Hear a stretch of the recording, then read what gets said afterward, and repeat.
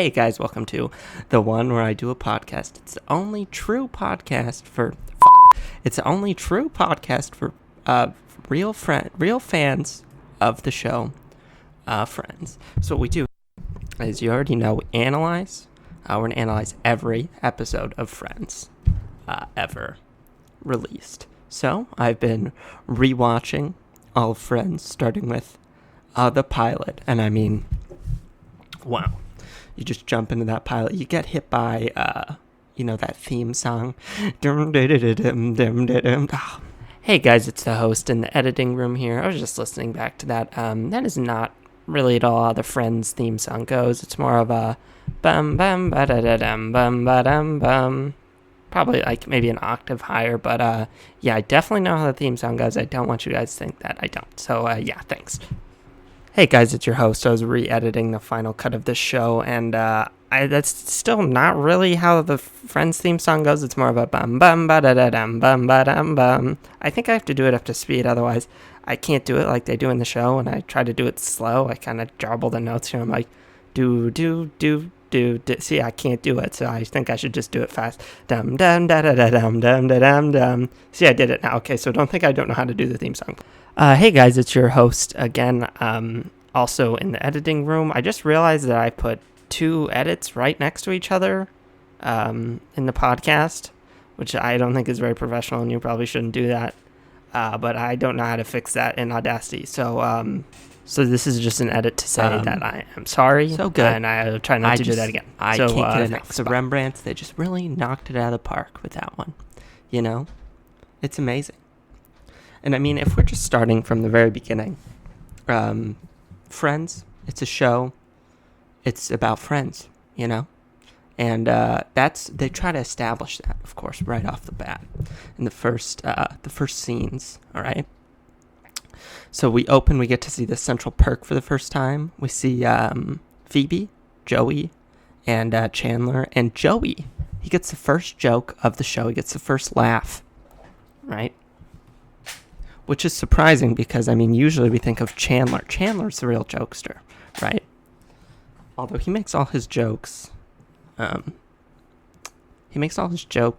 as jokes. All right, so you ever have these characters in TV that make jokes in the show? Like, he's funny to the other characters, but I don't think he's that funny in general.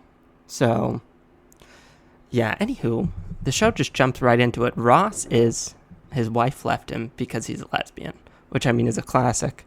Everybody's been there. You know, your wife leaves you because she's a lesbian. That's just a classic bit, to be honest. It's just classic, you know. It just makes a lot of sense. It's just funny when somebody's wife leaves them because they were secretly a lesbian. It's hilarious. It's just funny. It's just a good joke. It's funny.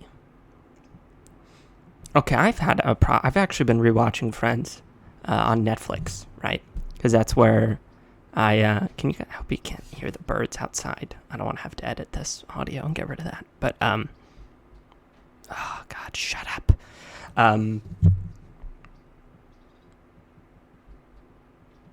I don't think you can hear him. Hey guys, editor here. I just checked so you can't hear the birds, so I don't need to put an edit here. Oh, fuck. What was I saying? Oh, yeah. Yeah, what was I saying? Oh, yeah. I was watching the show on Netflix, all right? And at the very beginning, there's, like, 3, like, really short scenes that are just jokes, and then they cut, and then they come back to the Central Perk, like, 3 times, and I'm not sure if there was supposed to be commercials in there. I feel like Friends, okay, and hear me out. The guy, whoever made Friends, you know, or David Crane, okay? David Crane is a smart guy, all right? So he knows that when this show was being watched, there were going to be commercials. And the commercials, they're key, all right? They break it up. They build tension, right? When you have to watch an advertisement. And you don't get that when you watch it on Netflix. So I would probably recommend, if you're going to watch this show on Netflix, every time there's a break, you're going to want to pause it and then either just sit quietly for maybe a minute and a half or watch some ads on YouTube, because otherwise the pacing is just wrong, all right? David Crane is a modern genius, so he knew how to pace a show when it had commercials. So you're going to need that advertisement break. Otherwise, it's going to be awkward, you know? It just seems like the characters are standing there, fades to black, and then they're still standing there. Just weird. Just bizarre, you know? Just odd. Just odd, if you ask me. Just weird. So let's see, what else happened in this episode? Oh, right. Monica, she goes on a date with the wine guy, Paul the wine guy, Pete the wine guy, Paul the wine guy. It doesn't matter. But he's a jerk, you know. He uses a line to get Monica into bed, which is classic. You know, classic men manipulating women to have sex with them. Just disgusting and terrible and just horrible. Just awful. Just men, just awful. And then we get a great joke where Ross says that his wife, who was a lesbian, used to drink beer out of the can, so he should have known she was a lesbian, which is just classic. Just a classic joke. Very funny, just really just good and funny, and I think it's just good and funny.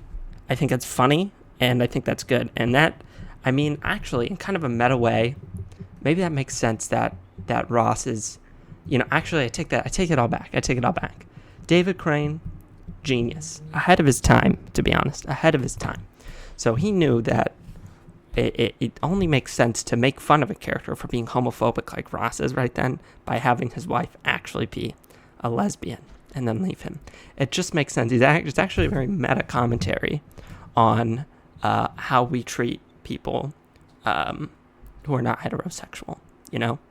That the ultimate irony is that Ross, who treats lesbians as different than regular people, or assumes that lesbians do things that he might believe to be masculine, like drink beer out of a can, he actually has married a lesbian, you know? That's just, that's the kind of writing that real friend heads get out of this show, you know? It's just really smart and witty and genius, you know? Oh, okay. Also, if we're just going to talk about writing genius, all right? Yeah, if we actually think about this episode, this is just genius. And I think you only probably pick up this on probably your third or fourth rewatch, at least, you know, before you start picking up on more of the subtle nuances of Friends and really the narrative that they're trying to paint on the early 90s sitcom tapestry. Is that we actually we have two simultaneous marriages. We have Ross's and we have Rachel's.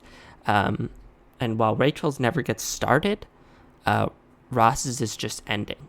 So, I mean, right from the beginning, we're setting up this tension, which needs to be resolved over the course of the next, all the seasons of Friends, which is just really smart, really well done, really tasteful, you know.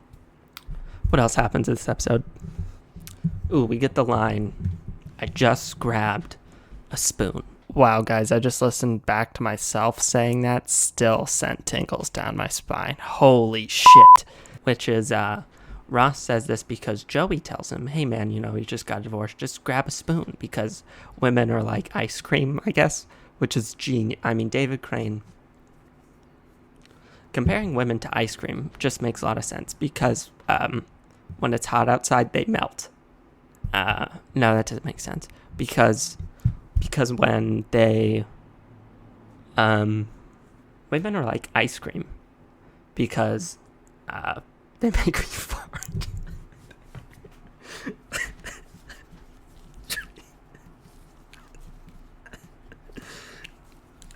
Okay.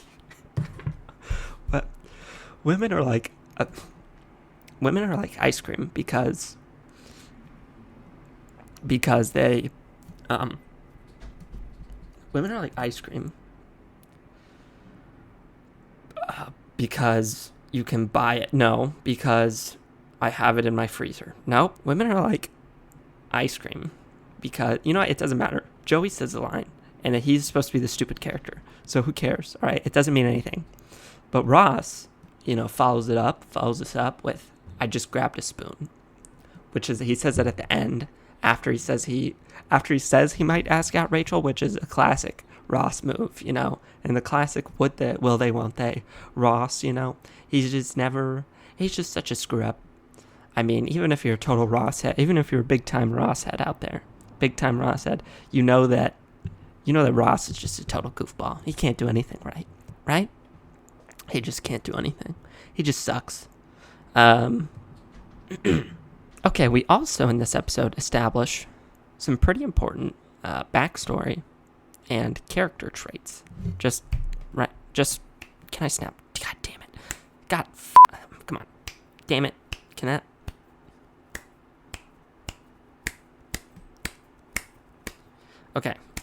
Okay, it's a snap. Character traits. Backstory. Rachel, rich. She has comes from money. Doesn't know how to do jobs. Doesn't know how to do work. Okay. So she's just annoying. She's just a piece of garbage character. She's just not a likable person. Not redeemable. Nobody likes her character. She just sucks. I hate her. Joey's an actor. Established. Chandler, we don't know what he does. He has to put in numbers. He just has an office job, Monica, she's a chef. We don't see what Ross. We don't see what he's doing yet. So they're kind of, they're hold back on that because we're too focused on Ross's personal life. We don't need to know what he's doing professionally at this point. Phoebe establishes the hippie and that she had a hard life. That's actually established right off the bat that her mom committed suicide. A bold move for a pilot, Suicide, it's just not a fun thing to talk about. But sure enough, they just go right into it, and they just get it right out in the open there. Right out in the open, Which is, wow. Okay, I wanted to talk really quick again, circle back and talk about the theme song. Because if you're rewatching Friends along with the podcast like we are, then you're going to want to, you're going to be hearing this all the time. I hope you're not clicking skip intro on Netflix, because that would just be kind of dumb, If you're a real fan, you don't skip intro, because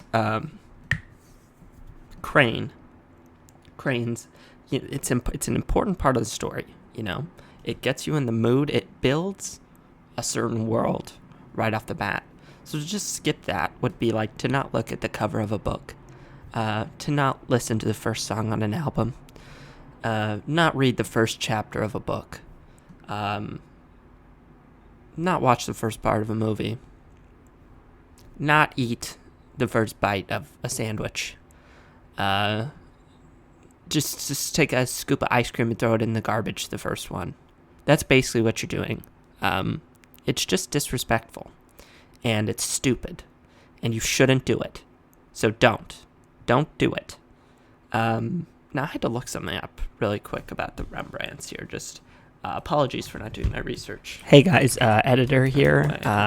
In the future, I'm gonna try not to do this. I'm gonna try to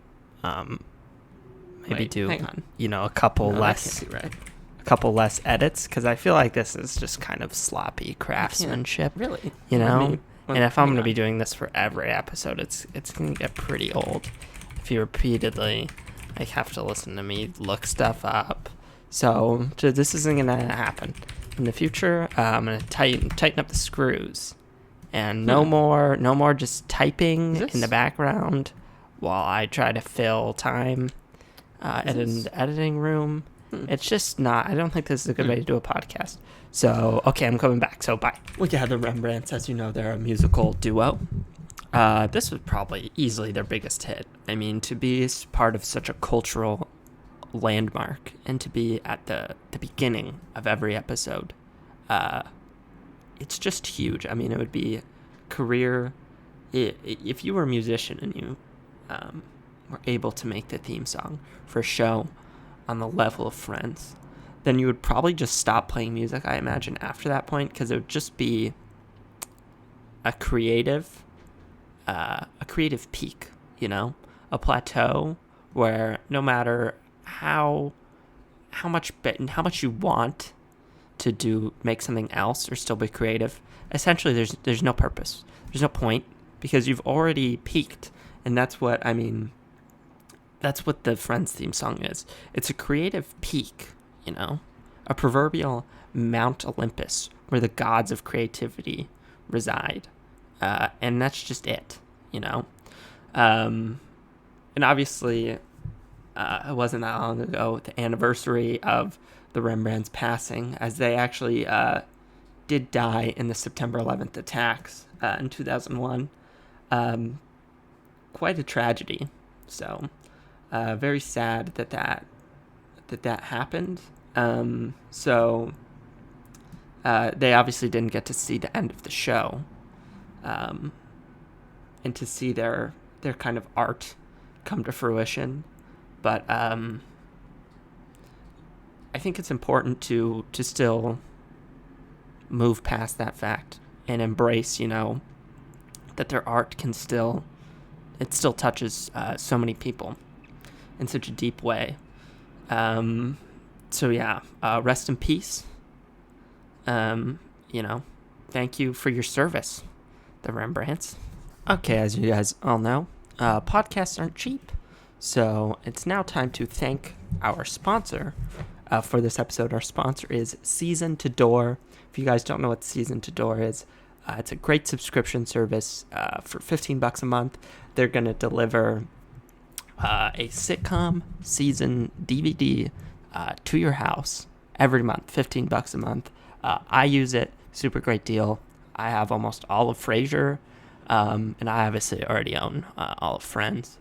But yeah, I'm hoping to complete my Frasier collection pretty soon. So I'm just going to read, this is just straight from Season to Door. Season to Door would like to take this opportunity to offer a special thank you to all listeners of The One Where I Do a Podcast. Season to Door takes pride in delivering high-quality DVDs and Blu-rays of your favorite shows once a month, every month. For a limited time, you can enter the code Fallen Heroes on our website for your first free month of Season to Door.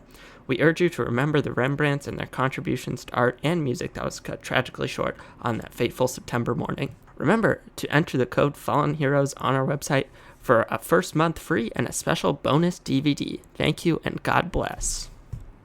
Okay, thanks, Season to Door. We appreciate your patronage and keeping the lights here on at The One Where I Do a Podcast. Again, special thanks to Season to Door. We appreciate all the help. Now it's time for one of my favorite segments on the show. It's a segment that involves you guys, the fans, and we try to... It's a segment that involves you guys, the fans, where we... It's a segment that involves you guys, the fans, submitting your idea for a new friend, and then we're going to go over it, analyze it, and decide, how well your character fits into the show, and if they would have made a good addition, or if friends were to come back, if they would make the cut, okay? So this first one sent in by Joseph F. His friend is going to be named Eric. Okay, now, this is going to be a problem, first of all. There actually already is an Eric on the show, who was played by Sean Penn. And I believe he was Ursula's husband or fiance. So probably going to have to workshop the name from Eric just right off the bat. Maybe Derek, something Cedric. Ooh, that could work. But, it's just generally not good practice to double up on names, so we might have to cut it out. Okay, so let's see. Joseph F. said, what did they say? 6'1", curly blonde hair, strong jaw, Okay. See, okay, yeah. I could see that working as a character. I can already see some potential plot threads with a guy like Derek being in the show. You know, maybe in one episode he like grows a mustache or something wacky. But then again, I'm not really sure about the whole facial hair. Not a lot of the other characters have facial hair. I just think it adds kind of a weird dynamic to the show. So I don't really see that being added in, personally. But I do like the idea, you know, I could see Derek being in the show. I could see them adding in a character like this, maybe in a new season. I could see him kind of bouncing off the other characters in kind of like a fun, quirky way, you know. Instead of, I mean, some of the characters, you know, they just don't, or, you know, I could see him being a welcomed addition, you know, adding in an extra dynamic. Maybe he could be another roommate of Joey and Chandler's, right? So they're already kind of foils to each other, but now we have another foil. So we have like a foil triangle. You see what I mean? So this is kind of like advanced writing stuff. So I understand if you guys don't want me to get too into the weeds on something like that. But yeah, thanks Joseph F for sending in 6'1" curly blonde hair strong jawed Derek. Not Eric. Okay, you can change it to Derek on your writing. But yeah, I always appreciate the writings, guys. Couple things in sitcom news for this episode. First, recent attack on Saudi Arabian oil fields, possibly by Iran, or maybe launched by rebels in Yemen. So oil prices will probably go up, and I don't think this technically counts as sitcom news, does it? Netflix is going to be streaming Seinfeld for all you Seinfeld heads out there. So that should be fun. And it doesn't have to do with imminent war with Iran. So let's move on to our final event for this episode. Is we're going to go over fan favorite theories about Friends. We're going to analyze them and discuss their plausibility, how much we like the theory, if it adds anything to the show. So this first one sent in by Charlie D. All right, Charlie said, Friends happens because Rachel decides she doesn't want to get married. She moves in with Monica and the friendship group forms around the pair. But Phil Dunn thinks the whole series is actually happening in Rachel's mind the day before her wedding. The whole entire series was her anxiety dream. Okay, this is interesting, and I can entertain this one. It makes a lot of sense, because when you view the show through one lens, Rachel could easily be the main character. You know, there's a lot of plot threads that involve her in a very serious way. So I could definitely see this happening. If you're going to go through the show and watch it with this in mind, I think you could get a lot out of it. So on my next rewatch, I might consider doing something like that, because, I like this read. I think there's a lot of stuff in Friends that is a little bit more fantastical, or seems like it could be from someone's imagination. So I think this does add a lot. I think pretty decent plausibility. It's nothing too obvious, suggesting that this theory is real. But there's enough plausibility that I like that. I like this idea. I think it adds something to the show. So yeah, thanks, Charles. Thanks for sending that one in. That's awesome. Yeah. Okay. We're another one from Lois G. Lois G sent in this fan theory. She said, the friends in the show Friends are racist.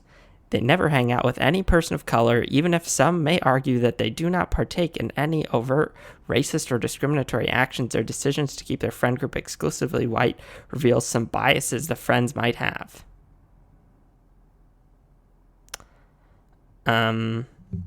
Okay, I mean, I like to keep these, a little bit more on like the plausible side.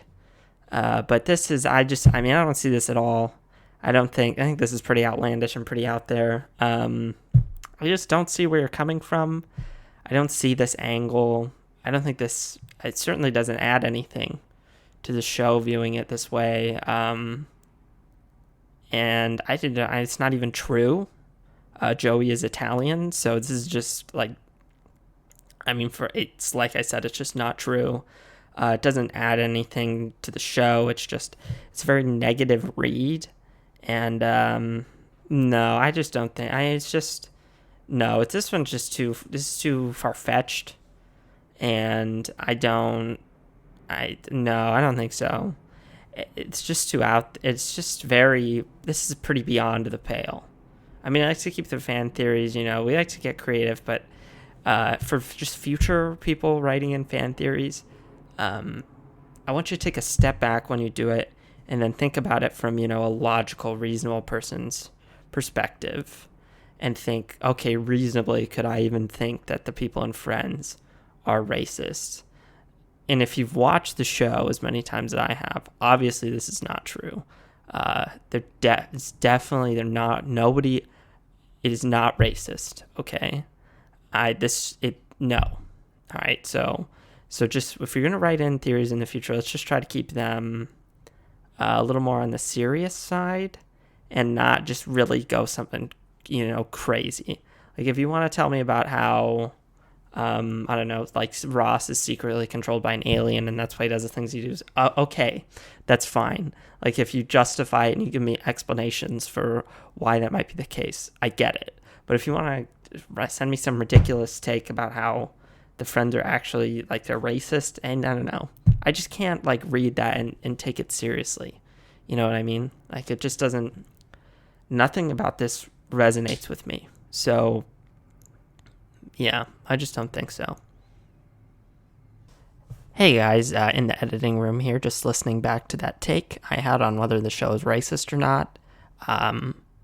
It's not. The show's not racist, so stop saying that. Okay guys, well that's going to do it for the show. Hey, thanks for all the fans writing in for all these segments. Next time we're going to cover the second episode of the first season of Friends. So I hope you guys will tune in for that. Again, special thanks to Season to Door. Really appreciate the sponsorship, and I hope you guys keep tuning in here on The One, where I do a podcast.